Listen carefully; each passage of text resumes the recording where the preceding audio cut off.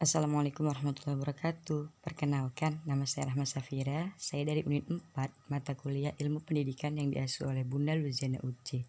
Pada kesempatan kali ini, saya ingin menjelaskan suatu permainan yang mengasah aspek perkembangan. Jadi, nama permainan itu menyusun sendal.